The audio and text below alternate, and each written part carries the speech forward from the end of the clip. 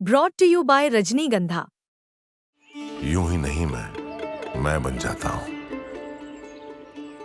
कुदरत के कोने कोने से खूबियां खोज लाता हूं। गुणवत्ता की गहराइयों का गोताखोर हूं मैं।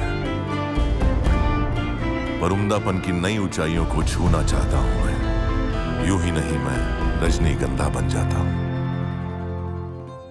शाहिद साहब, मैं आपसे सवाल पूछूंगी, क्या संपादक जब पॉलिटिशियन बन जाता है तो क्या क्योंकि जो कहानियां हैं वो एक्सेस पर भी देखी जाती हैं कि जितना आपके पास एक्सेस है उतना आप डीप तौर से शायद नेताओं को समझ सकते हैं। जब उनके साथ आप घंटों बिताएंगे तभी आप समझेंगे उनकी दिमाग की बातें, वो किस तरह से अपनी स्ट्रैटेजी डिस्कस करते हैं। तो क्या जब संपादक पॉलिटिशियन बन जाते हैं तो क्या एक्सेस में फर्क हो जाता है और इसलिए कहानियां बदल जाती हैं? ऐसा है कि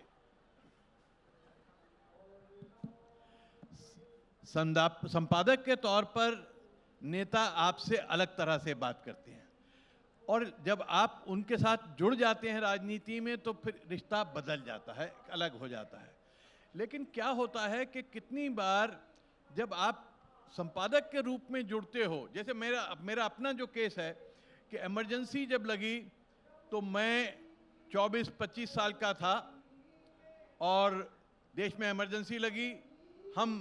मैं दिल्ली यूनिवर्सिटी में लेक्चरर हुआ था, अखबार निकालता था नई दुनिया, लेकिन जेल चला गया इमरजेंसी का विरोध करते करते। अब जो जेल गया तो जेल में कहानी बदली, जेल में रिश्ता बदला। जिन नेताओं के साथ मिले उनके साथ एक अलग व्यवहार बना, तो वहाँ से कहानी बदलती है। तो बड़ा मुश्किल है दीवारें खड़ी करना, लेकिन जहाँ ज़रूरत हो वहाँ दीवार खड़ी करनी चाहिए, जहाँ ज़रूरत हो वहाँ नहीं करनी चाहिए।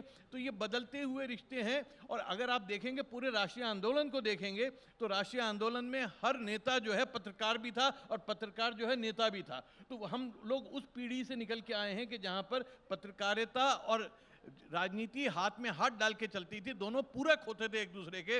राजनीति मदद करती थी अच्छे पत्रकारिता के लिए और पत्रकारिता मदद करती थी अच्छी राजनीति के लिए। तो इस तरह का माहौल था।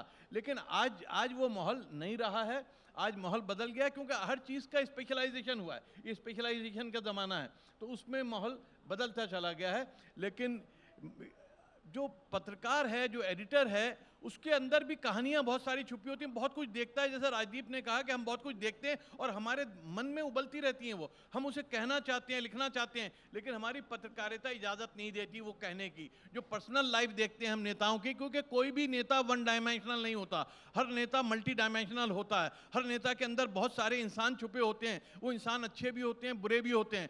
आप नेता का एक रूप देखते हो, जिसे पसंद करते हो उसको पेडेस्टल पे बिठा देते हो, जिसको नापसंद करते हो उसे आप कूड़ेदान में फेंक देते हो। लेकिन हर इंसान के अपने अंदर इंसान भी है, शैतान भी है, और नेताओं के अंदर भी ये होता है। नेता कोई खुदा नहीं होते। तो हम उसके अंदर के शैतान और इंसान दोनों को देखने की कोशिश करते हैं और इसीलिए किताबें लिखने की ज़रूरत पड़ती है। और उस किताब के अंदर हम उसका जो चेहरा हमने देखा, और पत्रकार के रूप में हम शायद उसको कभी मौका नहीं मिला उसे बताने का, तो उसको हम किताब की शक्ल में लिखते हैं। और जैसा राजदीप ने भी कहा कि हमारी जिम्मेवारी है वो आने वाली पीढ़ियों के लिए कि हम वो चेहरे को रख जाएं, ताकि जो इतिहासकार है उसको पढ़कर इतिहास को सही तरह से समझ सके। वरना इतिहास जो है वो बड़ा सिर्फ लकीरें रह जाता है। इतिहास के अंदर आत्मा तब पड़ती है जब उस इतिहास से छुपे लोगों की असलियत हम देख सकें। जी।